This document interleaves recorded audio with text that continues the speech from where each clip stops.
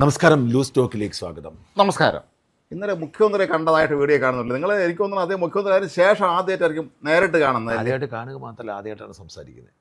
ഫോണിന് വിളിച്ചില്ല. എന്താ വെച്ചാൽ എൻ്റെ ഒരു പോളിസി അതാണ്. 2014-16 വർഷങ്ങളിൽ പിണറായി വിജയനുമായിട്ട് നല്ല ബന്ധം, സതീശനോടുള്ള ബന്ധം ഉണ്ടായിരുന്നില്ല. വി ഡി സതീശനുമായിട്ട് നമുക്ക് ദീർഘകാലമായ ബന്ധമുണ്ട്. അതെ.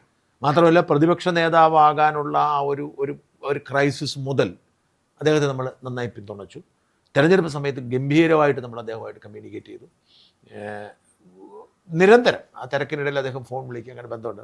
ഫോൺ എടുക്കുന്ന സ്വഭാവം ഉണ്ട്. പക്ഷേ എൻ്റെ ഒരു പോളിസി, നമ്മുടെ പണി പൂർത്തിയായി കഴിഞ്ഞാൽ പിന്നെ നമ്മൾ അങ്ങോട്ട് വിളിച്ച് അവർ അധികാര കസേരയിരിക്കുന്ന ആളുടെ അടുത്തോട്ട് പോരുമെന്നുള്ളതാണ്. അല്ല, അത് നല്ല പോളിസിയാണ്. പിണറായി ഞാൻ അങ്ങനെ ഒരു അകലോട്ട് ഒരിക്കൽ പോലും അങ്ങനെ തിരിച്ചു വിളിച്ചില്ല എന്ന് മാത്രമല്ല, എന്നെ മറന്നുപോയി എനിക്കിട്ട് പണി തരുകയും ചെയ്തു. അതാണ് പിണറായിയുടെ കാലം സംഭവിച്ചത്. അതെ, ഈ അധികാര പദവിയിൽ എത്തിക്കഴിയുമ്പോൾ പിന്നെ ഒരുപാട് ആളെ വന്നങ്ങ് നിറയും. പിന്നെ നമ്മളൊന്നും മാറി തരും. പിന്നെ അവർ അധികാര പദവിയിൽ നിന്ന് ഇറങ്ങുമ്പോൾ നമ്മൾ വീണ്ടും തിരിച്ചെല്ലുന്നത്. അപ്പോൾ എനിക്കൊരു ചെറിയ വിഷമമുണ്ടായിരുന്നു. കാരണം ഈ എല്ലാവരും എതിരായിരുന്നപ്പോഴും കട്ടയ്ക്ക് ഈ വി ഡി സതീശൻ അനുകൂലം തരുന്ന ആളാണ്. പ്രത്യേകിച്ച് മാത്രമല്ല, പറഞ്ഞപ്പോൾ ഒരു കാര്യം പെട്ടെന്ന് ഓർമ്മ, തിരുനെല്ലൂർ കരുണാകരൻ സാറിൻ്റെ മകൻ ടി കെ വിനോദൻ ചേട്ടനുണ്ട്. അത് യൂണിവേഴ്സിറ്റി കോളേജിൽ സീനിയറായിട്ട് പഠിച്ചിരുന്നു.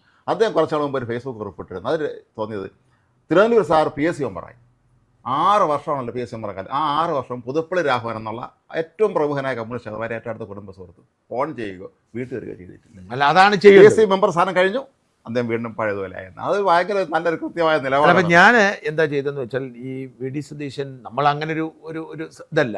വി ഡി സതീശൻ മുഖ്യമന്ത്രിയായതിനു ശേഷം ഞാൻ ആഗ്രഹിച്ചത്, അദ്ദേഹം എന്നോട് ഒന്ന് പറയണം, ഒരു താങ്ക്സ് പറയണമെന്ന് എനിക്ക് ആഗ്രഹം ഉണ്ടായിരുന്നു. വേറെ ഒന്നും വേണ്ടായിരുന്നു. പക്ഷെ അദ്ദേഹം പറഞ്ഞില്ല. എനിക്ക് അടുത്ത വിഷമമുണ്ടായിരുന്നു, നിരാശയുണ്ടായിരുന്നു. എന്ന് മാത്രമല്ല, എനിക്കൊരു ക്ഷണക്കത്ത് തന്നില്ല എന്നുള്ള വിഷമം. അങ്ങനെ ഞാൻ അതുകൊണ്ട് ഒരിക്കലും വിളിക്കണ്ട, ഒരിക്കലും വി ഡി സതീശനെ കാണേണ്ടി വരുമെന്ന് ഞാൻ കരുതിയില്ല. അത് കഴിഞ്ഞെന്ന് കരുതി. നമ്മുടെ ജോലി കഴിഞ്ഞ് നമ്മളെ പോയിരുന്നു. അവിടെയാണ് യാദൃച്ഛികം വന്ദേ ഭാരതിൽ വെച്ച്. ഈ വന്ദേ ഭാരതിൽ പോയാലുള്ള ഗുണം ഇതാണ്, ഇവരെല്ലാം ഉണ്ടാവും. ഫ്ലൈറ്റിൽ പോകുമ്പോഴാണ് വന്ദേ ഭാരതിൽ പോകുന്നത്. എല്ലാവരും കണ്ടുവിട്ടാ. ഞാൻ ഈ വന്ദേ ഭാരതിൽ ഞാനൊരു വീഡിയോ ചെയ്തതുകൊണ്ട് വിശദീകരിച്ച് പറയുന്നില്ല. അങ്ങോട്ട് പോയപ്പോഴും നിരവധി പേര്, എനിക്ക് ഏറ്റവും ഇഷ്ടപ്പെട്ടത് ഈ വീടാന്തരൻ നോൾട്ട എന്ന് പറഞ്ഞ പരസ്യം. അവര് 3 സഹോദരങ്ങളാണ്. അവര് ചങ്ങനാശ്ശേരിക്കാരാ. അവർ 3 എന്തോ ഒരു മീറ്റിങ്ങിനോട് അവരെ കണ്ടു. അതുപോലെ നമ്മുടെ ശ്രീധന്യ ചന്ദ്രബാബു, അങ്ങനെ തിരിച്ച് PK കൃഷ്ണദാസ്. അപ്പം ഞാൻ വിശദമായി പറയുന്നില്ല. അങ്ങനെ തിരിച്ചു വന്നു. ആ മന്ത്രിമാരുടെ പ്രളയമാണ്. തൃശ്ശൂരും തന്നെ കുഞ്ഞാലിക്കുട്ടിയും കയറി, AP അനിൽകുമാർ സഭയും കൂടെ ഉള്ളതുകൊണ്ട് എല്ലാവരും വരുമല്ലോ. അതിന് എനിക്ക് ഏറ്റവും ഇഷ്ടപ്പെട്ട ഈ ആലത്തൂർ MLA ശശി, അയാളെ ഞാൻ റെയിൽവേ സ്റ്റേഷൻ വെച്ച് പരിചയപ്പെട്ടു. പയ്യൻ, അവൾ ചെറുപ്പക്കാരനാണ്. ഞാൻ ഓർത്തുകൊണ്ടിരുന്നത് സീനിയറാക്കി നമ്മളെ PK ശശി എന്നൊക്കെ പറയുമ്പോൾ ഞാൻ അങ്ങനെ കരുതിയിരുന്നത്. അപ്പോൾ ഈ പയ്യൻ എൻ്റെ അടുത്ത് വന്നിട്ട്, എന്നെ നിങ്ങൾക്ക് പരിചയം ഉണ്ടാവത്തില്ല എന്ന് എനിക്കറിയാം, പക്ഷെ എനിക്ക് നിങ്ങളെ അറിയാം, ഞാനൊരു MLA ആണ്. MLA ആണോ? എൻ്റെ പേര് ശശി എന്നാണ്. എന്നിട്ട് എനിക്ക് വീട് കിട്ടുന്നത് ഏത് മണ്ഡലമാണ്. അപ്പം ഞാൻ ആലത്തൂർ അയ്യോ, ഞാൻ ചോദിച്ചു, ഞാൻ കരുതിയിരുന്നത് നിങ്ങളൊരു വൃദ്ധനായിരിക്കും എന്നാണ് കരുതിയിരുന്നത്. അയ്യോ, ഞാൻ DYFIയുടെ ജില്ലാ സെക്രട്ടറി ആയിരുന്നു പറഞ്ഞു. EMS മത്സരിച്ച് ജയിച്ച മണ്ഡലമാണ് ആലത്തൂർ. അപ്പോൾ അവിടുന്ന് വന്ന് എറണാകുളം ആയി കഴിഞ്ഞപ്പോഴാണ് വലിയൊരു ആരവത്തോടു കൂടി വി ഡി സതീശൻ വരുന്നത്. അപ്പോൾ എനിക്ക് വിമാനത്തിൽ ഞാൻ ഏറ്റവും കൂടുതൽ സംസാരിച്ചത് PK ബിജുവിനോടും മുഹമ്മദ് റിയാസിനോടുമാണ്. അപ്പോൾ എന്നോട് മുഹമ്മദ് റിയാസ് നേരിട്ട് ചോദിച്ചു, എന്താണ് പിണറായിയുടെ ഇത്ര കലിപ്പ്? ഞാൻ എണ്ണി പറഞ്ഞു, എന്താണ് വേണം? പുള്ളി മതിയെന്ന് പറഞ്ഞു. അമ്മായിപ്പനാണ്. അപ്പോൾ അങ്ങനെ പറഞ്ഞു. PK ബിജുവിനെ ആദ്യം കാണുവാണ്. റിയാസിനെ പണ്ടും കണ്ടിട്ടുണ്ട്. ബിജു രമ്യ ഹരിദാസിന്റെ ബിജുവിനെ തോൽപ്പിച്ച് നമുക്ക് റോൾ ഉണ്ടായിരുന്നു. അതെ. അപ്പം ബിജു പക്ഷെ ഭയങ്കര വാമായിട്ടാണ് സംസാരിച്ചതും പെരുമാറുന്നതൊക്കെ. അത് കഴിഞ്ഞാൽ വി ഡി സതീശൻ വന്നിട്ട് നേരെ വളരെ അഭിമാനം തോന്നി എനിക്ക്. കാരണം അവിടെ വലിയ ആൾത്തിരക്കെ അങ്ങോട്ട് ഒതുങ്ങിയപ്പോഴാണ് ഞാൻ, നിങ്ങളും ഉണ്ടോ? 3 തവണയാണ് ഞാൻ നിങ്ങളെ ടെലിഫോണിൽ വിളിച്ചത്. 3 തവണ. ഞാൻ പറഞ്ഞു, കള്ളം പറയരുത്, നിങ്ങളുടെ ഫോൺ ഇല്ലാത്ത ഒഴിവൊന്നുമില്ലല്ലോ എന്ന് പറഞ്ഞു. ഇല്ല, 3 തവണ വിളിച്ചു. അത് വേറെ നമ്പറാന്ന് പറഞ്ഞു. എൻ്റെ ഫോൺ നമ്പർ ഞാൻ സെറ്റ് ചെയ്തിരിക്കുന്നത് അങ്ങനെയാണ്, വേറെ നിവൃത്തിയില്ലെന്ന് പറഞ്ഞു. പുള്ളി പറഞ്ഞാൽ അത് ഇത് മാത്രമല്ല, ഈ ഫോൺ ഉപയോഗിക്കാൻ വയ്യാതായി. ഏതോ ഈ ന്യൂജൻകാർ പുള്ളിയുടെ ഉപയോഗിക്കാൻ വയ്യാതായപ്പോൾ പുള്ളി വേറൊരു ഫോൺ എടുത്തു. പുള്ളി പറഞ്ഞ്, ഈ സത്യം പറഞ്ഞാണ് തലേ ദിവസം മന്ത്രിമാരെ വിളിച്ചെടുക്കത്തില്ലായിരുന്നു പറഞ്ഞു. എന്താ സ്ഥിതി എന്ന് പറയുന്നത്. ഞാൻ കുറേ നേരം വർത്തമാനം പറഞ്ഞു. പിന്നെ നമ്മൾ ഓർത്തു പുള്ളി ചിലപ്പോൾ ഒരു പക്ഷേ റെസ്റ്റ് എടുക്കാൻ അപ്പോൾ അതുകൊണ്ട് ഞാൻ പെട്ടെന്ന്, കാരണം ആളുകൾ വരുന്നുണ്ട്, ഞാൻ അതുകൊണ്ട് അധികാരം നിന്നില്ല. റെസ്റ്റ് എടുക്കട്ടെ, കാരണം ഇവർക്കൊക്കെ എപ്പോഴും സമയം, എനിക്ക് പോലും പലപ്പോഴും ട്രെയിനിൽ റെസ്റ്റ് എടുക്കുന്ന ആഗ്രഹം ഉണ്ടായിരുന്നു. പലരും ഉറക്കത്തിൽ തട്ടി വിളിക്കാറുണ്ട്. അപ്പോൾ എന്തായാലും അങ്ങനെ ഒരു സംഭവം ഉണ്ടായി. എൻ്റെ ആ ഒരു തെറ്റിദ്ധാരണ മാറി എന്നുള്ള കാര്യത്തിൽ എനിക്ക് വലിയ സന്തോഷമുണ്ട്. തൃശ്ശൂർ പോയ പരിപാടിയെ കുറിച്ച് പറയാം, അതിനെക്കുറിച്ച് എല്ലാവരും അറിയാം. സത്യം പറഞ്ഞാൽ വളരെ സങ്കടമാണ്. ഞാൻ ഹിന്ദു ആചാരങ്ങളെ ഇഷ്ടപ്പെടുന്ന ഒരാളാണ്. ഹിന്ദു വിശ്വാസത്തോടെ എനിക്ക് യാതൊരുവിധ വെറുപ്പും. പക്ഷേ യേശുക്രിസ്തുവിൻ്റെ ഒരു യഥാർത്ഥ ശിഷ്യന് ഒരു വേറൊരാളെ വെറുക്കേണ്ട കാര്യമില്ല. ഒരു മതത്തെ സ്നേഹമാണല്ലോ അദ്ദേഹത്തിന്റെ, അതാണ് ഏറ്റവും വലിയ ആയുധം. സ്നേഹമാണെന്ന് പറഞ്ഞ ആളല്ലേ. ഒരു കവളത്തടിക്കുന്നവനെ അടിക്കാൻ പറഞ്ഞിട്ടുണ്ട്, തിരിച്ച് അടി കൊള്ളാൻ പറഞ്ഞിട്ടുണ്ട്. അത്രേ ഉള്ളൂ. നിന്നെ പോലെ തന്നെ അയൽക്കാരനെ പോലെ എന്നുള്ളതാണ് വാക്ക്. മാത്രമല്ല എല്ലാ മാമൂൽ സങ്കല്പങ്ങളെയും എതിർത്ത ഒരാളാണ്. വിജാതീയർ എന്ന് പറയുന്ന ഒരു സങ്കല്പമുണ്ട്. അക്കാലത്ത് ജൂത സമുദായത്തെ അല്ലാത്തവരെ വിജാതീയർ എന്നാണ് വിളിച്ചത്. ഈ വിജാതീയരെ അകറ്റി നിർത്തും. വിജാതീയരുമായിട്ട് ഒരു ഇടപാടും പറ്റത്തില്ല. വിജാതീയ സ്ത്രീകൾ ഒരുപാട് തവണ പ്രത്യക്ഷപ്പെട്ടത്. സമരിയാക്കാരൻ എന്നൊക്കെ പറഞ്ഞ കഥയുണ്ടല്ലോ, നല്ല ശമരിയാക്കാരൻ്റെ. അതുപോലെ തന്നെ വെള്ളം കൊടുക്കുന്നത്. ഇങ്ങനെയൊക്കെ മറ്റു മതങ്ങളെ സ്നേഹിക്കാൻ പഠിപ്പിച്ച യേശുക്രിസ്തു. അതുകൊണ്ട് എനിക്ക് മറ്റു മതങ്ങളോട് വെറുപ്പില്ലാത്തത്. അപ്പം എൻ്റെ സങ്കടം എന്താണെന്ന് വെച്ച് കഴിഞ്ഞാൽ, ഞാൻ ഇന്നേ വരെ മിക്ക സഭയിൽ തിരുത്തൽവാദികളുണ്ട്. നമ്മുടെ ജോസഫ്, നമ്മുടെ പുലിക്കുന്നേൽ അദ്ദേഹം ശക്തമായ സഭ, അതായത് അങ്ങനെ ഒരു സഭയ്ക്കകത്ത് ഒരു വലിയൊരു വിഭാഗം, സഭയ്ക്കകത്തൊരു വലിയ വിഭാഗമുണ്ട്. അതായത് അവർ യഥാർത്ഥ വിശ്വാസികളാണ്, പക്ഷെ അവർ സഭയുടെ രീതികൾ എതിർക്കുന്നവരെ. ഞാൻ അങ്ങനെയല്ല. ഞാൻ പറഞ്ഞാൽ എനിക്ക് ഓശാനമുണ്ട്, കാരണം ബഹുമാനമാണ്. ഞാൻ പറഞ്ഞ എനിക്ക് മറ്റു മതക്കാരുടെ ബഹുമാനം ഉള്ളത്. ഞാൻ പുലിക്കുന്നിനെ കാണാനോട് പോകുമായിരുന്നു.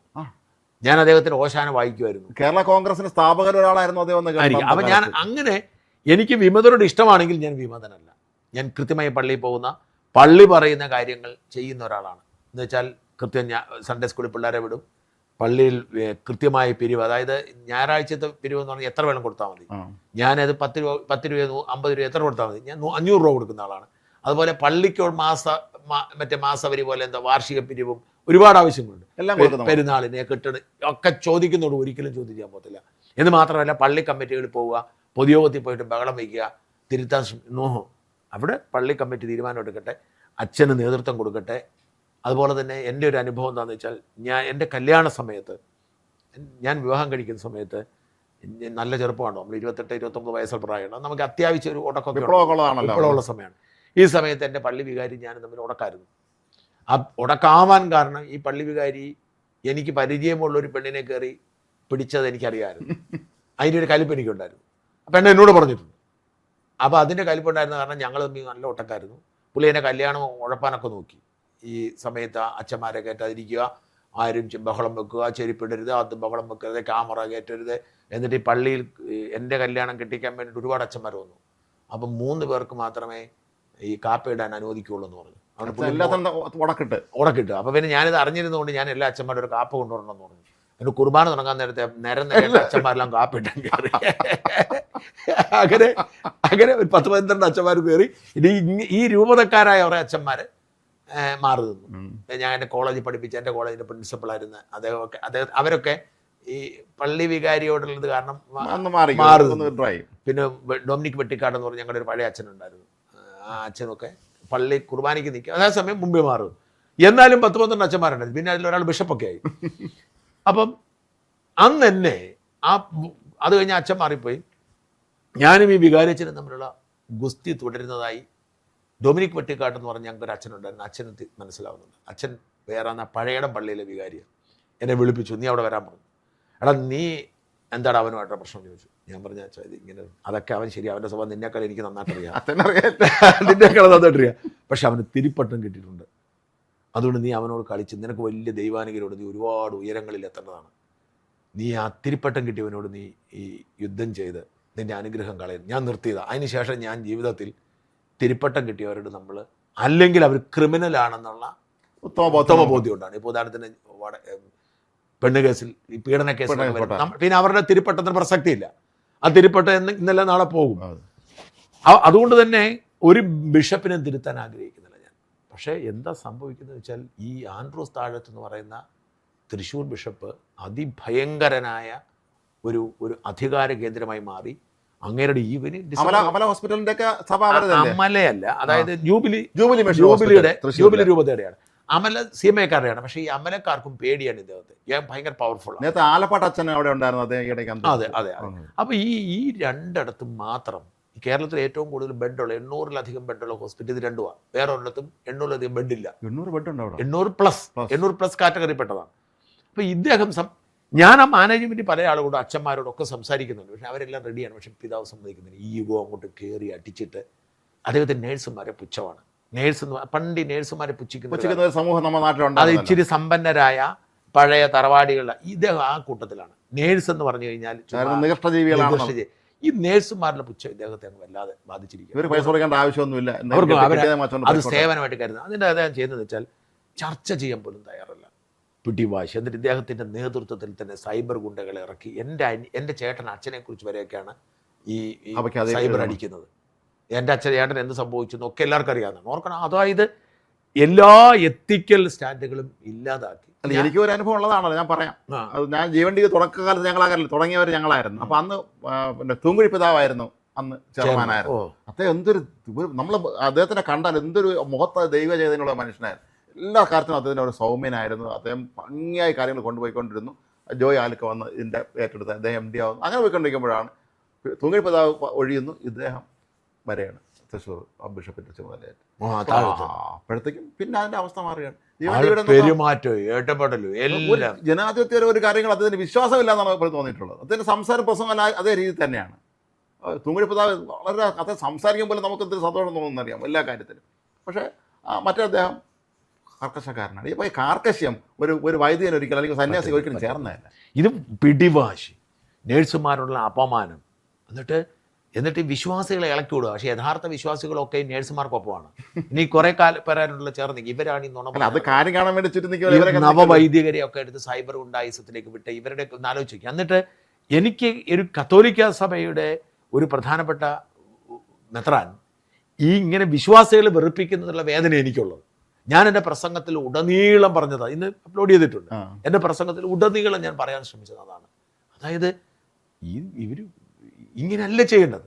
ഇത് അധികാര കസേരയിൽ ഇരുന്നിട്ട് ഈ നേഴ്സുമാരെ അപമാനിക്കും. എന്നിട്ട് മാത്രമല്ല, മന്ത്രിയെ വിലയില്ല. എന്നിട്ട് ഇവരെന്തൊക്കെ തട്ടിപ്പെന്നറിയും. വ്യാജ നുണ മാത്രമല്ല, ഇന്നലെ ഞങ്ങൾ ഈ സമരം അങ്ങോട്ട് മോപ്പിച്ച് കഴിഞ്ഞപ്പോഴത്തേക്കും പെട്ടെന്ന് മിനിഞ്ഞാന്ന് രാത്രി ഈ അച്ഛന്മാർ മുഴുവൻ, തൃശ്ശൂരിലെ അച്ഛന്മാർ മുഴുവൻ അവരുടെ DPയും ഇതെല്ലാം മുഖ്യമന്ത്രിയായിട്ട് നിൽക്കുന്ന ഒരു ഫോട്ടോ ആക്കി. അങ്ങനെ. അപ്പം നമ്മളൊക്കെ കരുത് എന്താണ്, എന്തിന് പ്രചരിപ്പിച്ചു, മുഖ്യമന്ത്രി അവരെ കാണാൻ രാത്രിയിൽ എത്തിയെന്നാണ്. യഥാർത്ഥത്തിൽ അങ്ങനല്ല. പണ്ട് ഇയാൾ പ്രതിപക്ഷ നേതാവായിരുന്നു പോയത്. പഴയ ഫോട്ടോ ആയിരിക്കും. അപ്പോൾ എൻ്റെ അടുത്ത് എല്ലാവരും പറഞ്ഞിരുന്നു, അത് കണ്ടോ നിങ്ങളുടെ സമരം കൊണ്ട് കാര്യമില്ല, മുഖ്യമന്ത്രി അവിടെ. ഞാൻ എൻ്റെ പ്രസംഗത്തിൽ സൂചിപ്പിക്കുകയും ചെയ്തു. ഇന്നലെ ഞാൻ ഇവിടെ ട്രെയിനെ വെച്ച് കണ്ടപ്പോൾ ചോദിച്ചപ്പോൾ ഞാനങ്ങ് ഇല്ലേ പോയിട്ടില്ലെന്ന് പറഞ്ഞ ദിവസം. പണ്ടങ്ങാട് പോയിട്ടുള്ളൂ, ഇപ്പോഴൊക്കെ പോയിട്ടുള്ളവരോട് കാണിക്കുന്നില്ല. എന്ന് മാത്രമല്ല, ഞാൻ അന്വേഷിച്ചപ്പോൾ മനസ്സിലായത് മുഖ്യമന്ത്രി നിർബന്ധിച്ച് വിളിപ്പിക്കുന്ന പിതാവ് ഈ പ്രശ്നം ഉണ്ടാക്കണം. മുഖ്യമന്ത്രി പറഞ്ഞു, VD സതീശൻ പറഞ്ഞു, ആദ്യം നേഴ്സുമാരുടെ പ്രശ്നം തീർത്തു എന്നിട്ട് വരാമെന്ന് പറഞ്ഞു.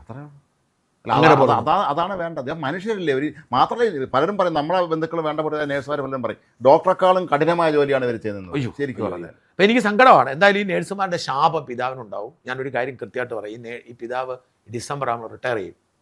റിട്ടയർ ചെയ്തിട്ട് അദ്ദേഹം എവിടെയെങ്കിലും ക്രൈസ്റ്റ് ഹോമിലേക്ക് മാറും. അവിടെ സംരക്ഷിക്കാൻ പോകുന്ന നേഴ്സുമാർ ചികിത്സിക്കുന്നതിനിടെ ചോദിക്കും, പിതാവേ എങ്ങനെയുണ്ട്, വേദനയുണ്ടോ എന്ന് ചോദിക്കുന്നൊരു കാലം ഉണ്ടാവും.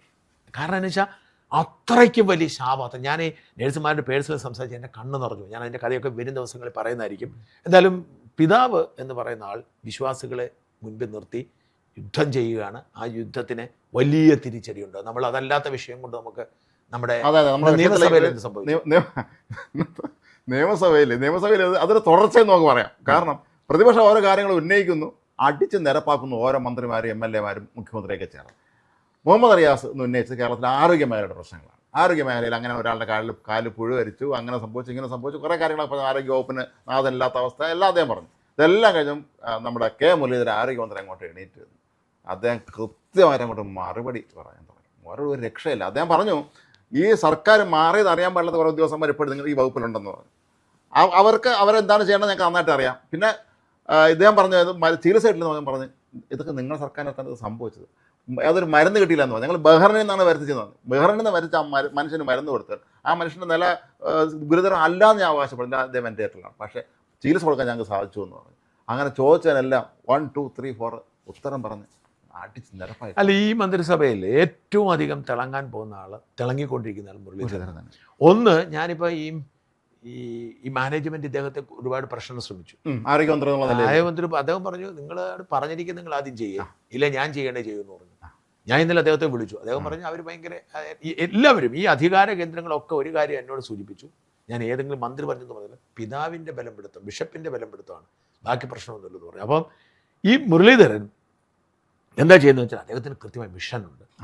അടിപൊളി ഒരു പ്രൈവറ്റ് സെക്രട്ടറി ഡോക്ടർ സുനിൽ എന്ന് പറയുന്ന ഒരു അടിപൊളി പ്രൈവറ്റ് സെക്രട്ടറി, അദ്ദേഹത്തിനെതിരെ അദ്ദേഹത്തെ പുകച്ചു ചാടിക്കാൻ വേണ്ടിയിട്ട് ഈ ഡോക്ടർ മേഖലയിൽ പലരും ഫേസ്ബുക്കിൽ പലരും അതിന്റെ കാരണം എന്താണെന്ന് വെച്ചാൽ ഈ ഒരു പുഴു വരിച്ചൊരു സംഭവം ഉണ്ടായി. അതാണ് പറഞ്ഞത് അദ്ദേഹം. ആ പുഴു വരിച്ച സംഭവം ഉണ്ടായപ്പം ഇയാളൊരു ഡോക്ടർ ആയതുകൊണ്ട് തന്നെ ഇയാളൊരു സഹ ഡോക്ടറെ സംരക്ഷിക്കാനൊരു ആഗ്രഹം ഈ പറഞ്ഞ ഡോക്ടർമാർക്കിടയിലുണ്ട്. പക്ഷെ പുള്ളി സംരക്ഷിക്കാൻ കൂട്ടുന്നില്ല. നമ്മൾ കഴിഞ്ഞ ദിവസം ചർച്ച പറഞ്ഞ IMAയുടെ കാര്യം, അവർ കൂട്ടത്തിൽ പടർത്ത് തെറ്റ് ചെയ്യുമ്പോൾ അവരെ പ്രൊട്ടക്ട് ചെയ്യുക എന്നുള്ളത് ഇവരെല്ലാവരും വളർന്നിട്ട് വിട്ടുപിടി അയാളുടെ മാത്രം ഉത്തരവാദിത്തം. അതായത് ഡ്രസ്സ് ചെയ്ത് കൊടുത്തിട്ടില്ല. ഈ പറയുന്ന ഡോക്ടർ ഈ ഒരാഴ്ചയോളം ഇവിടെ വന്ന് മുറിവുണ്ടാക്കി ഡ്രസ്സ് മാറ്റി ചെയ്ത് കൊടുക്കുക ഏർപ്പാടാക്കിയിട്ടില്ല, ചെക്ക് ചെയ്തിട്ടില്ല, പരിശോധിച്ചില്ല. അപ്പോൾ അയാളെല്ലാം പുറത്താക്കണ്ടേ? ഏതെങ്കിലും ഒരു ഡ്രസ്സ് ചെയ്യുന്ന ആളെ പുറത്താക്കിയിട്ട് കാര്യമുണ്ടോ? ഇവരെല്ലാം രീതി അതാണല്ലോ. ഇതിനെ ഈ ഡോക്ടർ സമ്മതിച്ചില്ല. അപ്പോൾ അതുകൊണ്ട് എല്ലാവരുടെ ഇയാൾക്കെതിരെ വാർത്തകൾ ഉണ്ടാക്കി ഇയാളെ പോച്ചടിക്കാൻ വേണ്ടി വലിയ ശ്രമം നടന്ന് നിർഭാഗ്യവശം നമ്മുടെ സനലൊക്കെ ആ കൂട്ടത്തിൽ കൂടിയിട്ടുണ്ട്. അപ്പം എന്തായാലും ഭയങ്കര ഇമ്പാക്റ്റ് ഉണ്ടാക്കുന്ന ആളാണ് അയാൾ. ഇൻഡിപെൻഡന്റ് ആയിട്ടാണ് ആരോഗ്യവകുപ്പ് മുമ്പോട്ട് പോകുന്നത്. 2 വകുപ്പ് ദിവസം കൂടെ ഉണ്ട്. ദേവസ്വത്തിലെ ട്രാൻസ്ഫർ ഒക്കെ തിരുത്തിച്ചു. മാത്രമല്ല അദ്ദേഹം ഒരു കാര്യം, ദേവസ്വം പോലെ ഡോക്ടർമാർ അങ്ങോട്ട് പോകില്ല എന്ന് പറഞ്ഞാൽ, ശബരിമല പോകില്ല എന്ന് പറഞ്ഞാൽ കൃത്യമായി മറുപടി കൊടുത്തിട്ടുണ്ട് അദ്ദേഹം. ആ ഡോക്ടർ റീനയെ കുറിച്ച് KB ഗണേഷ്മാർ പോലും അവരെ പോലെ അഹങ്കാരി ഇല്ല, അവരെ പോലെ അഹങ്കാരി ഇല്ലെന്ന് ഇവരെല്ലാം പറയുന്നുണ്ട്. ആരോഗ്യവകുപ്പിൽ അന്വേഷിച്ചറിയാം അവരെ അവിടെ കസേര ഇരുത്തിക്കൊണ്ട് ഈ പണി ചെയ്യാൻ പറ്റത്തില്ല. മാത്രം നേരത്തെ അവരിരുന്ന പദവിയിൽ ഇരുന്ന പ്രശ്നങ്ങളൊക്കെ അഴിമതിയ സാധനങ്ങളൊക്കെ. എന്തായാലും അതിനകത്ത് ഈ വീണ വീട്ടുന്ന കാര്യം പറഞ്ഞു എനിക്ക്. അതായത് 5-10 കൊല്ലം റീൽസും 5 കൊല്ലം വീണ വീട്ടുമായിരുന്നു പറഞ്ഞു. ഈ വീണ വീട്ടെന്ന് പറഞ്ഞു വീണ ജോർജും ഉണ്ട്, വീണ വിജയനും ഉണ്ട്. കാരണം ചോദ്യം റിയാസാണ്. അതൊക്കെയാണ് അപ്പം മറുപടി പറയും. സത്യം പറഞ്ഞാൽ ഈ കേരളത്തിന് മുഖ്യമന്ത്രി ആവാൻ ഏറ്റവും കൂടുതൽ യോഗ്യതയുള്ള ഒരാളായിരുന്നു മുരളീധരൻ. തീർച്ചയായും ഒരു സംശയം വേണ്ട. കാര്യം മുരളീധരൻ രാഷ്ട്രീയത്തിൽ വന്ന ഇടയ്ക്ക് അദ്ദേഹത്തെ എന്തോ കിങ്ങിണി കൂട്ടണം വിളിച്ച് കളിയാക്കിയത് ശുദ്ധ അസംബന്ധമാണെന്ന് മനസ്സിലായിരിക്കും. മിടുക്കനാണ് അദ്ദേഹം. ഈ കളിയാക്കലുകളൊക്കെ ചിലരുടെ സൃഷ്ടിയാണ്. ഇതെല്ലാം ഞാൻ പറഞ്ഞത് ഈ ജോസ് കെ മാണി ഉദാഹരണത്തിന്, ആർക്കും അദ്ദേഹത്തെക്കുറിച്ച് മതിപ്പില്ല. യഥാർത്ഥത്തിൽ നല്ല മനുഷ്യനാണ്, നല്ല കഴിവുള്ള ആളാണ്. ആകപ്പാടെ ജോസ് കെ മാണിക്കുള്ളൊരു കുഴപ്പമെന്ന് പറഞ്ഞാൽ അദ്ദേഹത്തെ വർത്താനം അല്ലെങ്കിൽ പ്രസംഗം അച്ഛന്മാർ പറയുന്നത് അത് മാത്രമേ ഉള്ളൂ. മാനസാറിനെ പോലെ ദൃഢതയുള്ള. പക്ഷേ ഇയാൾ നല്ല മിഷനുള്ള ആളാണ്. പക്ഷേ അടിച്ചേൽപ്പിച്ച് ഇങ്ങനെന്തോ ഒരു കുഴപ്പം. നല്ല വിദ്യാഭ്യാസമുള്ള ആളാണ്, നല്ല വിദ്യാഭ്യാസവും നല്ല കഴിവും നല്ല സൗമ്യനും. പക്ഷേ ഇയാളൊരു മണ്ടനാണെന്നൊരു തോന്നൽ എല്ലാവർക്കും. ഞാൻ പറഞ്ഞു എനിക്ക് വളരെ അടുപ്പമുള്ള ആൾ, നിങ്ങൾ എന്തിനാ അയാളെ കുറിച്ച് അവൻ മണ്ടൻ. പക്ഷേ എനിക്ക് അടുത്തറിയാൻ നമ്മൾ പറഞ്ഞ വിശ്വസിക്കും. ഇതൊരു ചില ആളുകൾക്ക് മേൽ സൃഷ്ടിക്കപ്പെടുന്നൊരു ഇമേജാണ്. പക്ഷെ അതിനെ പൊളിച്ച് കടക്കുക എന്നുള്ള കഴിവ് അദ്ദേഹം കാണിച്ചില്ല. പക്ഷേ മുരളീധരൻ കാണിച്ചു. മാത്രമല്ല ഇപ്പോൾ പി ജോസഫിന്റെ മകനുണ്ടല്ലോ അപ്പു, അദ്ദേഹം ചീഫ് പറഞ്ഞു. പക്ഷേ അദ്ദേഹം MLA എന്നുള്ള നിലയിൽ അദ്ദേഹം അവിടെ വളരെ ഒരുപാട് നല്ല കാര്യങ്ങൾ ചെയ്യുന്നുണ്ട്. എൻ്റെ ശ്രദ്ധയിൽപ്പെട്ടില്ല. കാര്യം അവിടുത്തെ ഒരു ആവശ്യം, ജനങ്ങൾ ആവശ്യം വിളിച്ചു പറഞ്ഞാൽ അദ്ദേഹം നേരിട്ട് ചെന്ന് അത് അടിയന്തര പ്രശ്നം പരിഹരിക്കുന്നുണ്ടെന്ന്. അതൊരു നല്ല തുടക്കമാണ്. അയാൾ സാധുവാണ്, പെരുമാറാൻ ഒരു ജാടയില്ലാത്ത ആളാണ്. ഞാൻ അന്ന് മുരളീധരനെ കാണാൻ നിയമസഭയിൽ പോയപ്പോൾ അവിടെ വെച്ച് കണ്ടു. ഓടി വന്നിട്ട് ഈ കണ്ടാൽ തിരിച്ചറിയുന്ന ഒരു രൂപമല്ല അദ്ദേഹത്തിന്, അറിയോ? നമ്മൾ പെട്ടെന്ന് പോയ ആൾക്കൂട്ടത്തിനിടെ നമുക്ക് കണ്ടാൽ തിരിച്ചറിയുന്ന ആളല്ല. അതിൻ്റെ ഇടയിൽ കുന്നമംഗലം MLA ഇന്നലെ എന്നെ വന്ന് പരിചയപ്പെട്ടു. അത് ഇന്നലെ പറയാൻ മറന്നുപോയി. കുന്നമംഗലം MLA റിയാസ് മാസ്റ്റർ അല്ല, എന്നെ MLA-മാരുടെ പേര് പഠിക്കേണ്ടിയിരിക്കുന്നത് റസാഖ് മാസ്റ്റർ. പക്ഷെ നല്ല മനുഷ്യൻ, നന്നായിട്ട് സംസാരിക്കുന്നു. എനിവേ, അപ്പം നിയമസഭയിൽ ഈ പറയുന്ന ഒരു VD സതീശനല്ല 1000 VD സതീശന്മാർ. ഒരു രക്ഷയില്ല കേട്ടോ. ഒരു മന്ത്രിമാരും MLA-മാരും ഒന്നും പറയാൻ പറ്റുന്നില്ല ഇവർക്ക്. എന്ത് പറയാൻ? നമ്മൾ തിരക്കായ സമയമാണ്. എനിക്ക് ആ കീർ സ്റ്റാർമറെ കുറിച്ച് പറഞ്ഞിട്ട് വേണം നമുക്ക് നമ്മുടെ പ്രധാനപ്പെട്ട വിഷയം. കീർ സ്റ്റാർമറിലേക്ക് ഞാൻ അധികം സമയം കൊടുക്കുന്നില്ല. ബ്രിട്ടീഷ് പ്രധാനമന്ത്രി കീർ സ്റ്റാർമർ രാജിവെക്കുമെന്ന് ഏറ്റവും ആദ്യം കേരളത്തിൽ എഴുതിയത് ഞങ്ങളാണ്. അത് ബ്രിട്ടീഷ് മാധ്യമങ്ങൾ നമ്മൾ ഫോളോ ചെയ്തതുകൊണ്ടാണ്. അത് ബ്രിട്ടനിലെ ഒരു രാജിവെപ്പ് എന്ന് പറഞ്ഞാൽ വലിയ ഭൂരിപക്ഷത്തിൽ ജയിച്ചതാണ്. നമ്മൾ കഴിഞ്ഞ ആഴ്ച കൊണ്ട് ഞാൻ രാവിലെ തന്ന സ്റ്റോറി ഒന്നതായിരുന്നു. രാജിയിലേക്ക് വലിയ ഭൂരിപക്ഷത്തിൽ അധികാരത്തിൽ വന്നതാണ്. പക്ഷേ അദ്ദേഹത്തിൻ്റെ നയങ്ങളോടൊരു എതിർപ്പുണ്ടാവുന്നു പാർട്ടിക്കുള്ളിൽ. അങ്ങനെ ഒരു നേതാവ്, പറ്റിയൊരു നേതാവ് ഇവിടെ ഈ കോൺഗ്രസിൽ വേറെ ആരും ഇല്ലെന്ന് മാത്രമല്ല അവിടെ വേറെ നേതാവില്ല. പക്ഷേ അതിൻ്റെ ഇടയിലാണ് മാഞ്ചസ്റ്റർ മേയർ ആ പണി രാജിവെച്ചിട്ട് അവിടെ ഒരു ഉപതെരഞ്ഞെടുപ്പ് മത്സരിച്ച് വലിയ ഭൂരിപക്ഷത്തിൽ ജയിക്കുന്നു. Andy bun. അതോടുകൂടി എല്ലാ പാർട്ടി MP-മാർ 81 MP-മാരുടെ പിന്തുണയാണ് വേണ്ടത്. ഈ നേതൃത്വം ബേസിക് പ്രശ്നം എന്താണ് അദ്ദേഹത്തിന്റെ? കീർ സ്റ്റാർമർ, അതായത് ലേബർ ലെഫ്റ്റും റൈറ്റും ഉണ്ട്. ലേബറിലെ റൈറ്റ് ആണ് അദ്ദേഹം. അപ്പോൾ അതിൻ്റെ പ്രോബ്ലം വെച്ചാൽ ലേബറിലെ റൈറ്റ് ആണെങ്കിലും അവിടെ പിടിച്ചു നിൽക്കാൻ പറ്റില്ല. കാരണം അവിടെ ഈ റിഫോം UK എന്ന് പറഞ്ഞ റൈറ്റ് പാർട്ടി ശക്തമായിട്ട്, പിന്നെ കൂടാതെ കൺസർവേറ്റീവ്, അതുകൊണ്ടാണ് ഗ്രീൻ പാർട്ടി വളർന്നു വന്നു ബദലായിട്ട്. ഈ കൺസർവേറ്റീവ് പാർട്ടി നശിച്ചാണ് റിഫോം ഉണ്ടാവുന്നത്. അപ്പം ഇവർ നശിക്കാൻ തുടങ്ങി ഗ്രീൻ പാർട്ടി. അപ്പോൾ അങ്ങനെയെങ്കിൽ കുറച്ചുകൂടെ ലെഫ്റ്റ് ഉണ്ടാവണം. അങ്ങനെ ലേബർ ലെഫ്റ്റാണ്, സോഫ്റ്റ് ലെഫ്റ്റാണ് ഈ ആൻറ്റി ബേണം. അത്രേ ഉള്ളൂ. പിന്നെ കീർ സ്റ്റാർമർക്ക് വേണ്ട ഒരു ഇത് ബേസിക്കലി നല്ല ആളാണ്, പക്ഷെ വേണ്ട ഒരു വിശ്വാസം നേടിയെടുക്കാൻ പറ്റിയില്ല. പല കാര്യങ്ങളും പരാജയം. അമേരിക്കയുടെ ബന്ധത്തിലൊക്കെ തന്നെ ആ യുദ്ധവുമായി ബന്ധപ്പെട്ടൊക്കെ തന്നെ അത് ട്രംപിന് ഭ്രാന്തായതുകൊണ്ടായിരിക്കാം അങ്ങനെ പറയാം. എനിവേ അങ്ങനെ സംഭവം ഉണ്ടായിരിക്കുന്നു. പക്ഷെ അതുകൊണ്ട് ബ്രിട്ടനിലെ ഭരണത്തെ ബാധിക്കില്ല. കുടിയേറ്റക്കാർക്ക് കുറച്ചുകൂടെ നല്ലത് കീർ സ്റ്റാർമറേക്കാൾ നല്ലത്, മലയാളികൾക്കൊക്കെ നല്ലത് ആൻറ്റി ബേണമാണ്. പക്ഷെ അയാളുടെ ഒരു കുഴപ്പം നമ്മളെല്ലാവരും കാണുന്നത് അഭയാർത്ഥികളുണ്ട്, അസൈലം സീക്കേഴ്സ്. അവർക്കെല്ലാം വർക്ക് പെർമിറ്റ് കൊടുത്ത് അവർക്ക് ജോലി കൊടുക്കുന്ന അഭിപ്രായക്കാരനാണ്. അതിന്റെ ഒരു പ്രശ്നം ഉണ്ടാകാൻ അവിടെയാണ് സാധ്യതയുള്ളത്. എനിവേ നമുക്ക് നമ്മുടെ അമ്മയിലേക്ക് കിടക്കാം. അമ്മ എന്ന് പറയുന്ന സംഘടന നാറി നശിച്ചു നിൽക്കുന്നത്. എന്താണ് ഡെവലപ്മെന്റ്? ഏറ്റവും ഒടുവിലായി ഇപ്പോൾ മല്ലിക സുകുമാരൻ രാജിവെച്ചു. പിന്നെ ആശ അരവിന്ദ് എന്ന് പറഞ്ഞ മറ്റൊരു ആക്ട്രസ് ആണ്. ശരത്തല്ല, ആശ അരവിന്ദ്. അവരും ഒരു ഭാരവാഹിയായിരുന്നു. അവരും രാജിവെച്ചിരിക്കുന്നതാണ് പറഞ്ഞത്. ഇവരുടെ സംഘടന വിട്ടു പോവുകയാണ്. ഈ വെറും സ്ഥാനമാനം രാജിവെക്കല്ല, പ്രസ്ഥാനം വിട്ടു പോവുകയാണെന്നുള്ളതാണ് എൻ്റെ ഏറ്റവും പ്രധാനപ്പെട്ട കാര്യം. ഇതിനകത്ത് ഞാൻ ഈ സംഭവം സൂക്ഷിച്ചു നോക്കുന്നുണ്ട് സൂക്ഷ്മമായി. എനിക്ക് ആകെ വിഷമം എനിക്കുള്ളത് ഈ അമ്മയിലെ അംഗങ്ങൾ പലരുമായിട്ട് എനിക്ക് പേഴ്സണൽ ബന്ധമുണ്ടെന്നുള്ളതാണ്. അതെ, ആ ബന്ധം ഇല്ലായിരുന്നെങ്കിൽ കുറച്ചുകൂടി എനിക്ക് അടിക്കാമായിരുന്നു. ഇന്നതിപ്പം നമുക്ക് പല നടന്മാരോടും പല നടിമാരോടും നമുക്ക് പേഴ്സണൽ ബന്ധമുണ്ട്. നമ്മൾ വിളിക്കുന്നവരാ, നമുക്കങ്ങനെ പരിചയമുള്ളപ്പോൾ കാര്യം പറയാമെന്നല്ലാതെ മുഖത്ത് നോക്കി ചീത്ത വിളിക്കാനും മടിയുണ്ടാവുള്ളൂ. അപ്പോൾ ഇതിൻ്റെ അകത്ത് ഞാൻ മനസ്സിലാക്കുന്നത് എൻ്റെ പല സുഹൃത്തുക്കൾക്കും, നീന കുറുപ്പ് എൻ്റെ സുഹൃത്താണ്, നീന കുറുപ്പിനൊക്കെ വിഷമമുണ്ടോയെന്ന് എനിക്കറിയാം. പക്ഷേ ഒരു കാര്യം പറയാൻ എനിക്ക് നിവൃത്തിയില്ല. ഇവിടുത്തെ ഈ ഒരു നാടകം എടുത്ത് നോക്കുമ്പോൾ ഇവിടെ ഈ ശ്വേതാ മേനോൻ എന്ന് പറയുന്ന അമ്മയുടെ പ്രസിഡൻ്റായിരുന്ന നടി, അവർ ഭയങ്കര ബോൾഡായിട്ടുള്ള ഭയങ്കര ജെനുവിനായിട്ടുള്ള ഒരു സ്ത്രീയാണ്. അതാണ് അവരുടെ പ്രശ്നം. അവർ ജെനുവിനാണ്. അത് വലിയൊരു പ്രശ്നമാണ്. ഈ ഇതുപോലത്തെ പ്രസ്ഥാനങ്ങളിൽ ഈ ജെനുവിനായിട്ടുള്ള ആൾ നേരിടുന്ന എല്ലാ പ്രശ്നവും അവർ നേരിട്ടിട്ടുണ്ട്. എനിക്ക് ശരിക്കും ഈ ശ്വേതയുടെ രാജിയുടെ തുടർന്ന് ഇവിടെ ഒരുപാട് പേര് ആഹ്ലാദ പ്രകടനമൊക്കെ നടത്തുമ്പോൾ യഥാർത്ഥത്തിൽ ശ്വേത രാജിവെച്ചത് അവർ ആത്മാഭിമാനം സംരക്ഷിക്കേണ്ടത്, അല്ലാതെ ഇവർ പറഞ്ഞിട്ട് രാജിവെച്ചൊന്നുമല്ല. ഒരിക്കലുമല്ല. ഇവർ ശ്വേതയെ പുറത്താക്കാൻ നീക്കം നടത്തി. പക്ഷേ ശ്വേത അതിലൊന്നും വഴങ്ങാതെ ശ്വേത മുമ്പോട്ട്. പക്ഷേ ശ്വേത അഴിമതി നടത്തിയെന്ന് കേട്ടപ്പോൾ ശ്വേതയ്ക്ക് പിടിച്ചു നിൽക്കാൻ പറ്റിയില്ല. അതും എന്തൊരു വിവരക്കേടാണ്. അവർ പറയാണ് അമിത്ഷായും ശ്വേതയും തമ്മിൽ ഡീൽ ഉണ്ടാക്കിയിട്ട് പ്രൊവൈഡ് കൊടുത്തു. ഒരു സ്ഥാനാർത്ഥി ലക്ഷ്മി പ്രിയ എന്ന് പറഞ്ഞ സ്ഥാനാർത്ഥി, അല്ലെങ്കിൽ പിന്നാരെ മത്സരിച്ച് അഞ്ജലി നായർ. ലക്ഷ്മിപ്രിയ മത്സരിച്ചില്ല, മത്സരിക്കാൻ പോയതേ ഉള്ളൂ. അപ്പൊ ഈ സ്ഥാനാർത്ഥികളൊക്കെ ഇവരൊക്കെ പണ്ട് മുതലേ അവർ BJP-കാരാണ്. അതെ, ഇവരെല്ലാം BJP-കാരാണ്. ലക്ഷ്മിപ്രിയൊക്കെ നിരന്തരം BJP മാത്രമല്ല, ഈ നവസംഘി എന്ന് പറയുന്ന വിഭാഗത്തിൽപ്പെട്ടതാണ് ഈ ലക്ഷ്മിപ്രിയ. ലക്ഷ്മിപ്രിയയുടെ ഒക്കെ ഗുരു വടയാർ സുനുവാണ്, വടയാർ സുനിലാണ്. അപ്പൊ ആ വടയാർ സുനിലിന്റെ ചിന്താഗതികളാണ് ലക്ഷ്മിപ്രിയ. അപ്പം ഇവരെയൊക്കെ BJP-ക്ക് സ്ഥാനാർത്ഥിയാക്കാൻ കൊടുക്കാൻ വേണ്ടിയിട്ട് കാശ് മേടിച്ചു. അവർക്ക് കിട്ടും നമുക്കറിയത്തില്ല. ശ്വേതമാനൻ എന്തിനാ അവർ വിളിക്കുന്നത്? അതിന്റെ ആവശ്യമുണ്ടോ? അവർക്ക് നേരിട്ട് വിളിച്ച് നിങ്ങൾ സ്ഥാനാർത്ഥിയാക്കി തരാൻ താല്പര്യമുണ്ടോ ചോദിച്ചാൽ പോരെ. ഇതെന്നെ പ്രശ്നം എന്ന് വെച്ചാൽ ഇതിന്റെ ആസൂത്രണം എന്ന് പറയുന്നത്, ഞാൻ ഇതിൻ്റെ അകത്ത് ഒരു കാര്യം പറഞ്ഞാൽ നമുക്ക് അള്ളിക്ക് പോകാൻ പറ്റത്തുള്ളൂ. ഇന്നലെ 7 മണിക്കൂർ ഒറ്റയ്ക്ക് ഒരാളുടെ സഹായം ഇല്ലാതെ, ഈ വനിതകളുടെ ഭരണസമിതിയാണ് ശരിക്കും കുക്കു പരമേശ്വരൻ കാലുവാരി. അവരക്ഷരാർത്ഥത്തിൽ സെക്രട്ടറി എന്ന നിലയിൽ ഇതിന് പണി കൊടുത്തു. ഞാൻ ഇതിനകത്ത് ഇന്ന് ഈ ഭാരവാഹികൾ ആരുടെ പേര് പറയുന്നില്ല, ഈ ഭാരവാഹികളായ രാജിവെച്ച ഭാരവാഹികളുടെ 5 പേരുടെ സംസാരിച്ചു. അപ്പോൾ ഇതിൻ്റെ അകത്ത് യഥാർത്ഥത്തിൽ വലിയ ഒരു എന്താ പറയുക വഞ്ചകയുടെ റോൾ എടുത്തത് കുക്കു പരമേശ്വരനാണ്. അതെ, കുക്കുവിനെ സംബന്ധിച്ചിടത്തോളം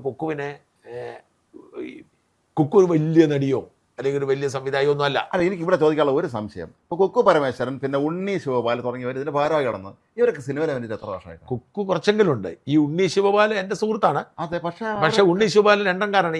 ഏത് സിനിമയിൽ അഭിനയിച്ചത് എനിക്കറിയില്ല. മാത്രമല്ല, ഒരു നമ്മുടെ സംഘടനയുടെ ഭാരവാഹി ആയിരിക്കുമ്പോൾ അറ്റ് പ്രസന്റ് അതിന്റെ അവസ്ഥ എന്താണെന്ന് നമ്മളെ ഇൻഡസ്ട്രിയിൽ വർക്ക് ചെയ്യുന്നവർക്ക് അറിയാം. യഥാർത്ഥത്തിൽ ഇവിടെ ഈ പ്രതിസന്ധി മൂർച്ഛിച്ച കാരണമായ ഒരാൾ ഉണ്ണി ശിവപാലാണ്. ഉണ്ണി ശിവപാലിൻ്റെ ഈ സിനിമ ഇൻഡസ്ട്രിയെക്കുറിച്ച് കൃത്യമായ ധാരണയില്ലാതെ അദ്ദേഹം അയാളുടെ ലണ്ടനിൽ നിന്ന് പഠിച്ചു മോഡേണൈസേഷനെ കൊണ്ടുവരാനൊക്കെ ശ്രമിച്ചു. പക്ഷേ ജനാധിപത്യം ഇല്ലാതെ പോയി. എല്ലാം ഉണ്ടാവുന്നു. അതുകൊണ്ട് ഇവിടെ കുക്കു പരമേശ്വരൻ്റെ റോളാണ് എടുത്ത് പറയുന്നത്. കുക്കു പരമേശ്വരൻ ഒരു ചാരവിന്, അതായത് സെക്രട്ടറി ആയിട്ട് നിൽക്കുന്നു, പക്ഷേ ഒതുക്കത്തി പണി കൊടുക്കുമായിരുന്നു കുക്കു ചെയ്ത പണി എന്ന് പറഞ്ഞ്. അപ്പോൾ ഇവിടെ ഉണ്ടാകും നമ്മൾ മനസ്സിലാക്കേണ്ട കാര്യം എന്ന് വെച്ചാൽ, അമ്മയുടെ സെക്രട്ടറി ആവും എന്ന് മോഹിച്ച് ജനറൽ സെക്രട്ടറി, അതായത് ഈ വലിയ പ്രതിസന്ധിയൊക്കെ മൂർച്ഛിച്ച് മോഹൻലാൽ രാജിവെച്ചപ്പോൾ ആ അവസരം മുതലെടുത്തുകൊണ്ട് ജനറൽ സെക്രട്ടറി ആയിട്ട് ഇറങ്ങിയ ആളായ ബാബുരാജ്. ഈ ബാബുരാജ് എന്ന് പറയുന്ന ആൾ, അയാൾക്കൊരു ക്രിമിനൽ പശ്ചാത്തലമൊക്കെ ഉണ്ട്, അതറിയാം. ഈ അയാളെ ക്രിമിനൽ പശ്ചാത്തലത്തോടു കൂടി തന്നെയായിരുന്നു അമ്മയുടെ സെക്രട്ടറി ആണ്. അതായത് സിദ്ദിഖ് ജനറൽ സെക്രട്ടറി ആയിരുന്നപ്പോൾ അവിടെ സെക്രട്ടറി ആയിരുന്നു. അന്നേനെ പലരും ആവശ്യപ്പെട്ടിരുന്നു ഇതേ പശ്ചാത്തലം പ്രശ്നമാണ്. അതായത് ഇടപാടുകൾ മുഴുവൻ ദുരൂഹമായിരുന്നു. ഇവിടുന്നൊരു ജനറേറ്റർ കാണാതെ പോയത് പോലും അത് അവിടെ അദ്ദേഹത്തിന് റിസോർട്ടിലെത്താൻ ആരോപണം. ഇത്തരത്തിൽ അഴിമതി ആരോപണങ്ങൾ പലതും ഉണ്ടായിരുന്നു. ഇത് കഴിഞ്ഞിട്ട് അയാളെ ഈ സെക്രട്ടറി ആകാൻ വേണ്ടിയിട്ട് ഈ അമ്മയുടെ പെൺമക്കൾ എന്ന് പറഞ്ഞ് കുറെ നടിമാരെയൊക്കെ കൂട്ടി ഉണ്ട് അങ്ങനെ അതിനകത്തൊരു ഇന്നർ ഗ്രൂപ്പ് വേറെ ഉണ്ടായിരുന്നു, പൊന്നമ്മ ബാബു. പൊന്നമ്മ ബാബുവിനെയൊക്കെ ചേർത്ത് ഇവരൊരു ഒരു ഒരു ഒരു ഇന്നർ സർക്കിൾ ഉണ്ടാക്കി. പക്ഷെ ഇതെല്ലാം പൊളിച്ചു കളഞ്ഞാണ് ഈ സ്ത്രീകളുടെ ഒരു പാനൽ കയറി വരുന്നത്. അന്ന് മുതൽ ബാബുരാജ് ഇത് തകർക്കാനായിട്ട് കൂടാതെ നടക്കുകയാണ്. ഈ സ്ത്രീകളെല്ലാം നല്ല എഡ്യൂക്കേറ്റഡ്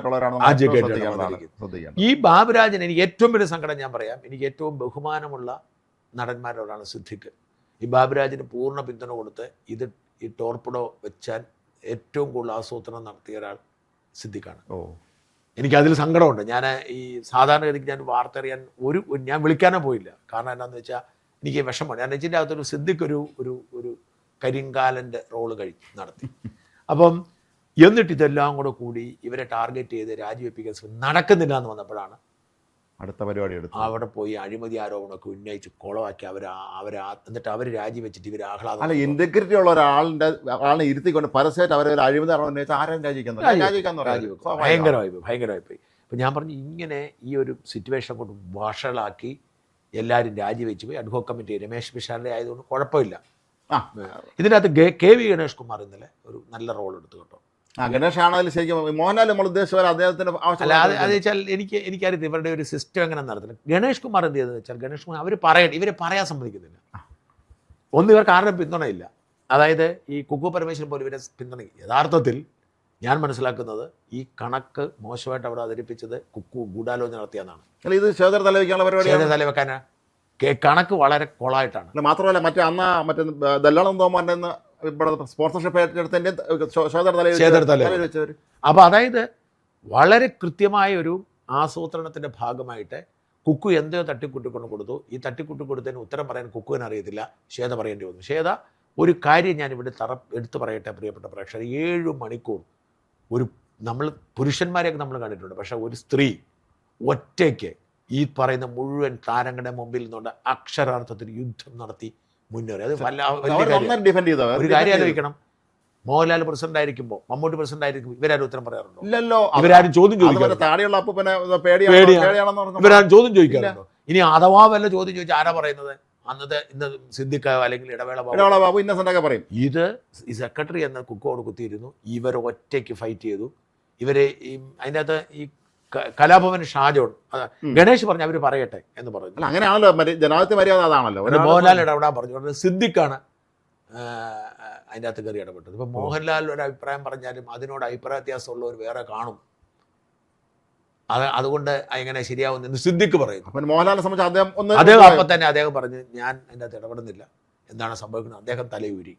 പിന്നെ അതങ്ങോട്ട് മൂത്ത്, ഈ അലമ്പങ്ങോട്ട് മൂത്തിട്ട് ഈ ഇവർക്ക് സംസാരിക്കാൻ അവസരമില്ല.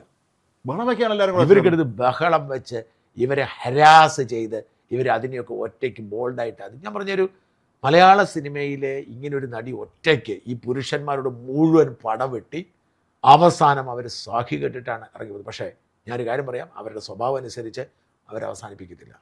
ഈ അമ്മ എന്ന് പറയുന്ന സംഘടന നാണം കിട്ടാതെ ലക്ഷ്മി പ്രിയ പറയുന്നത് പോലെ അൻസിബ പറയുന്ന പോലെ ഇരവാദമൊന്നുമല്ല. ഈ അൻസിബ എന്ന ഇരവാദമാണ്. ലക്ഷ്മി പ്രിയ പൊട്ടിക്കരച്ചിലാണ്. അതൊന്നുമല്ല.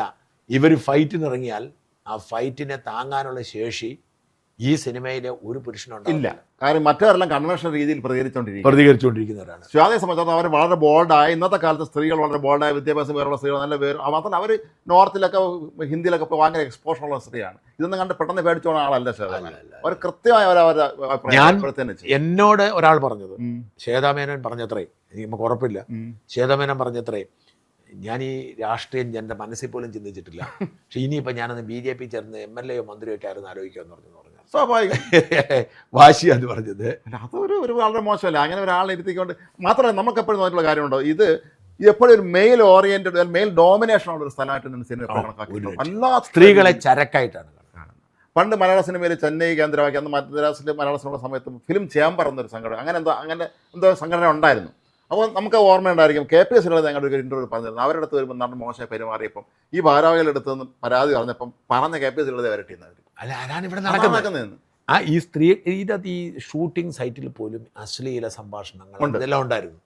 സ്ത്രീകളെ മാത്രമല്ല ഇതിന് നിന്നു കൊടുക്കുന്ന കുറെ നടിമാരുണ്ട്. അപ്പൊ എല്ലാവരും ഇങ്ങനെയാണെന്ന് നമ്മൾ കരുതും. അങ്ങനെ കരുതും. അപ്പൊ അത്തരത്തിലുള്ള ഒരു കാലത്ത് ഇവർ ബോൾഡായിട്ട് നിന്ന് ഇതിനൊക്കെ ഇവർ ബോംബെ ജനിച്ചാൽ ആരെ കെട്ടിപ്പിടിക്കും. ഇതൊക്കെ ആളുകൾ അധിക്ഷേപമായിട്ടാണ് കാണുന്നത്. ഈ വിദേശത്തൊക്കെയുള്ള ആളുകളെ സംബന്ധിച്ചുള്ള അങ്ങനെയാണ്. അവർ ഇന്റർനാഷണൽ എക്സ്പോഷർ ഉള്ള സ്ത്രീയാണ്. അത് ഇവരാരും അതല്ല, ഇവർ ലോക്കൽ സാഹിബ്. അതിന്റെ എന്നിട്ട് ഇപ്പൊ അൻസിബ എനിക്ക് മാലാ പാർവതിക്കുന്ന പറ്റും എനിക്ക് മനസ്സിലാവും. എനിക്ക് അവരോടും വലിയ സ്നേഹമാണ്. അതെ, അൻസിബ മന്ത്രിയാവുന്നവരെയാണ് പറഞ്ഞത്. എന്താ അൻസിബ പാവമാണ്, അതിൽ സംശയമില്ല. പക്ഷെ അൻസിബയുടെ പിന്നിൽ ചിലർ ചരട് വലിച്ച് അൻസിബയെ കൊണ്ട് ഇവിടെ എത്തിച്ചിരിക്കുകയാണ്. ആ എത്തിച്ചിരിക്കുന്ന അൻസിബയുടെ പരാതികളെല്ലാം പോലീസ് എത്രയോ അന്വേഷിച്ചിട്ട് ഒന്നും നിലനിൽക്കത്തില്ലെന്ന് പറഞ്ഞു. ഈ നിലനിൽക്കത്തില്ലാത്ത പരാതിയും കൊണ്ടാണ് ഈ അൻസിബ ഇങ്ങനെ രക്തസാക്ഷി പരിവേഷത്തിൽ നടക്കുന്നത്.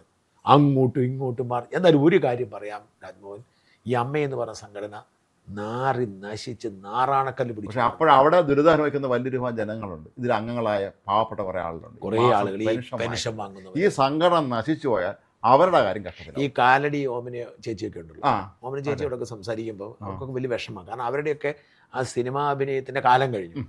അവരൊക്കെ ഈ അമ്മയെന്ന് പറയുന്ന സംഘടന നൽകുന്ന കൈനീട്ടം കൊണ്ടും ഒക്കെയാണ് അവരുടെയൊക്കെ ഒരു ഒന്നാം തീയതി തന്നെ പൈസ കിട്ടും. ചികിത്സയ്ക്ക് സഹായമുണ്ട്. അപ്പൊ അവർക്ക് ഈ സംഘടനയോട് വലിയ ആദരവ് ഇഷ്ടമുണ്ട്. ഈ ആദരവ് ഇഷ്ടമുള്ള ഈ പറയുന്ന ആളുകൾ മാത്രമേ എന്നോട് ഓമന ചേച്ചി പറഞ്ഞതെന്ന് വെച്ചാൽ ഇവരുടെ ജനറൽ ബോഡി മീറ്റിങ്ങിന് പോകുമെന്ന് പറയുന്നത് ഒരു കാത്തിരിക്കുക. എന്തിനാണെന്നറിയോ,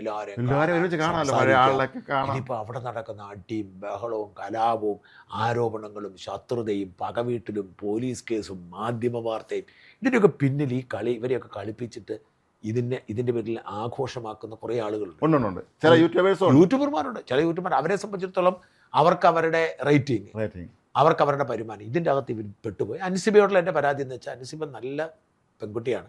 പക്ഷേ ഈ ഗൂഢാലോചന അറിയാതെ പങ്കിട്ടു. അല്ലെ, അതുകൊണ്ടാണ് നിസ്സാരമായ കാര്യം. ഇപ്പം പണിക്കർ, ഞാൻ പറഞ്ഞ കുറുപ്പ്, നീനാക്കുറുപ്പൊക്കെ നന്നായി നല്ല വിദ്യാഭ്യാസം. പക്ഷെ നീനയൊക്കെ എങ്ങനെയോ നീനയും അൻസുബയൊക്കെ എന്തോ ഒരു നീനയുടെ പ്രശ്നം എനിക്കറിയാം. നീന ഈ ലക്ഷ്മിപ്രിയമായിട്ടുള്ള പ്രശ്നത്തിലാണ് നീന സ്ട്രോങ് ആവുന്നത്. ലക്ഷ്മിപ്രിയക്ക് വർത്താനം പറയാൻ അറിയില്ല. ഇത് പറയുമ്പോൾ അവരെന്നെ ചീത്ത വിളിക്കും. പക്ഷെ ലക്ഷ്മിയുടെ പ്രത്യേകത എന്ന് വെച്ചാൽ അവരോട് നമുക്ക് ആര് വർത്താനം പറഞ്ഞാലും അവരങ്ങനെ നമ്മൾ ഈ പറയുന്ന ഒരു നടൻ എന്നോട് പറഞ്ഞത് കുടുംബശ്രീ അല്ല ഷാജൻ. ഇന്ന് എന്നോടൊരു നടൻ പറഞ്ഞത്, അത് ഇതിലും എൻ്റെ വീഡിയോയോട് യോജിച്ചു. എൻ്റെ വീഡിയോ കണ്ടതിന് ശേഷം ഒരു സീനിയർ നടൻ എന്നെ വിളിച്ചിട്ട് പറഞ്ഞ് നിങ്ങളുടെ വീഡിയോയോട് ഞാൻ 100% യോജിക്കുന്നു എന്ന് പറഞ്ഞു. അതാണ് സംഭവിച്ചത്. അതേ കൊണ്ടായിരുന്നു ഈ കൂട്ടത്തിൽ. എന്നിട്ട് എന്നോട് ഇത്രയും കൂടെ പറഞ്ഞു, ഈ ലക്ഷ്മി പ്രിയൊക്കെ കുടുംബശ്രീ അല്ല ഷാജൻ, അതിൻ്റെ താഴെയുണ്ടല്ലോ തൊഴിലുറപ്പ്, അവർ തൊഴിലുറപ്പ് ഉണ്ടല്ലോ, അവിടെയൊക്കെ ചെറിയ കാര്യങ്ങൾ ഉണ്ടാക്കുന്നത് ബഹളം വെക്കുന്ന പോലെ ബഹളം വെക്കുന്ന സ്ത്രീയാന്ന് പറഞ്ഞു. ഇതൊക്കെ ഇതിൻ്റെ ഭാഗമാണ്.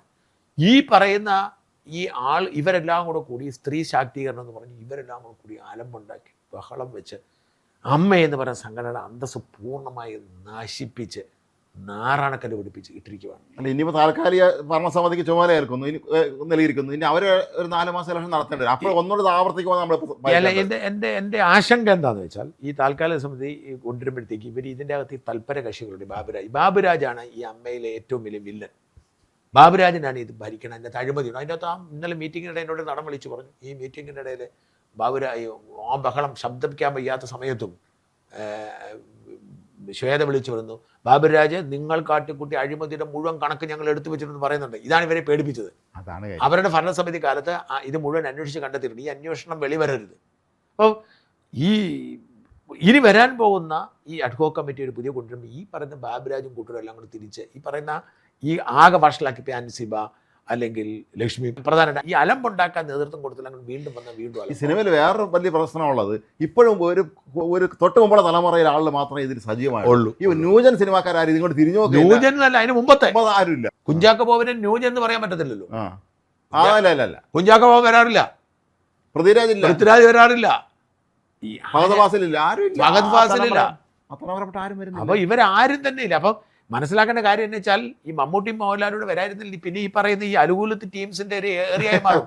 റിട്ടയേർഡ് ഹാൻസിന്റെ അലുകുലത്ത് ടീംസിന്റെ സംഭവമായി മാറും. പിന്നെ ആരും അമ്മയെ മൈൻഡ് ചെയ്യത്തില്ല. അമ്മയെ ആളുകൾ ഇഷ്ടപ്പെടുന്നത് എന്തുകൊണ്ടാണ്? നമ്മൾ ഏറ്റവും കൂടുതൽ ഇഷ്ടപ്പെടുന്ന താരങ്ങൾ അവിടെ ഉള്ള മഞ്ജു വാര്യരെ കണ്ടിട്ട് നമ്മൾ ഇതിനകത്ത് വൃദ്ധസദനമായി മാറിയത്. ദയവായി നിങ്ങൾ മനസ്സിലാക്കേണ്ടത്, അമ്മ എന്ന് പറയുന്ന സംഘടനയുടെ വാല്യൂ, ആ ഒരു വാല്യൂ നഷ്ടപ്പെട്ട് കഴിഞ്ഞിരിക്കുന്നു. ഇപ്പോൾ ഒരു 30% ഉള്ളൂ, 70% പോയി. ഇപ്പം ഈ പറയുന്ന പ്രധാനപ്പെട്ട നടന്മാരാരും ഇല്ല, ഒരാളും വരുന്നില്ല. പിന്നെ മമ്മൂട്ടിയും മോഹൻലാലും പണ്ട് മുതലേ ഉള്ളത് കൊണ്ട് വന്നുകൊണ്ടിരുന്നു. മോഹൻലാലാണ് വരുന്നത്, മോഹൻലാലേ ഉള്ളൂ, മമ്മൂട്ടിയും വരുന്നില്ല. ഇവരോട് മാറി നിന്നാൽ പിന്നെ ഈ പറയുന്ന അലുകുലുത്ത് ടീംസും റിട്ടയർഡ് ഹാൻഡ്സും മാത്രമാകുന്ന അവസ്ഥയുണ്ടാവും. അതോടെ അമ്മയ്ക്ക് ആരും വില കൊടുക്കത്തില്ല. മാത്രമല്ല ഈ പാവപ്പെട്ട മനുഷ്യരെ നിങ്ങൾ ആദ്യം ചിന്തിക്കുക.